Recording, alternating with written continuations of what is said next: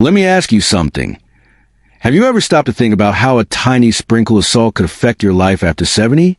I know for many of us, salt means comfort, flavor, and family traditions.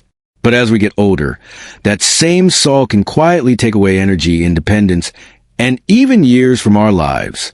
I don't want you to feel afraid. I want you to feel informed and in control. So let's talk through this together, the way I would if you were sitting across from me in my office. 1. Salt in your heart. Our hearts, as we age, work harder than ever. I think about a patient of mine, Frank, a 72-year-old grandfather. He loved his morning bacon, never thought twice about it. Then one day, his doctor explained that salt was pulling more water into his blood, raising his blood pressure, like filling a balloon too tightly with water. At his age, even a slight rise in pressure put him at risk. When Frank cut back, he wasn't just lowering numbers on a page. He was protecting the heart that keeps him alive for his grandchildren. That's what's at stake. 2. Salt in your kidneys. Your kidneys are like natural filters, quietly cleaning your blood day after day. But over 70, they become fragile. Too much salt makes them work like an old water filter forced to handle more than it can. I remember Mary, 75. She thought kidney problems were just part of aging. In truth, her salty snacks were wearing her kidneys down. When she switched to fruits and herbs for flavor, her kidneys had a chance to rest. She stayed out of hospital and had more time to enjoy life. 3. Salt and stroke risk. Here's something I want you to picture. The blood vessels in your brain. They're like thin garden hoses. Too much pressure and they can burst. That's how strokes happen. James, a retired teacher, had a minor stroke. It affected his speech, his confidence. Later he learned, reducing salt could have lowered his risk. I don't share that to scare you, but to remind you, every meal is an opportunity to protect your brain. 4. Hidden salt in everyday foods. Here's the tricky part. Most of the salt we eat doesn't come from the shaker. It hides in bread, canned soups, sauces, even so-called healthy frozen meals.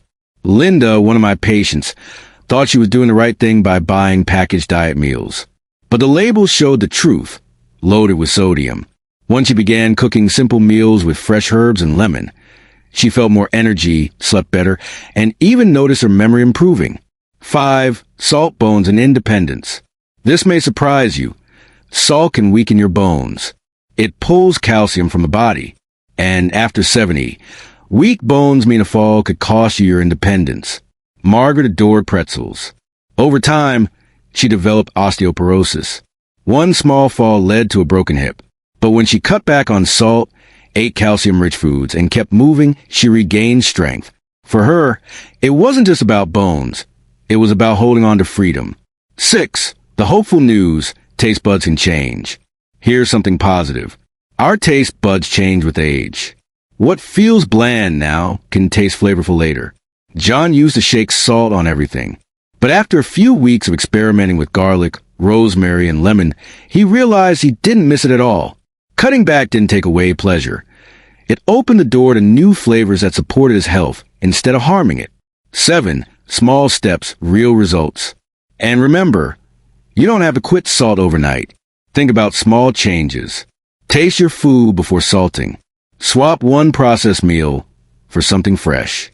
Even cutting back by 20% can help your blood pressure, your heart, your kidneys, your bones. Every step you take builds toward a stronger, healthier future. So here's the truth. Salt can be either a quiet thief or something you take control to protect your years, your strength, and your independence.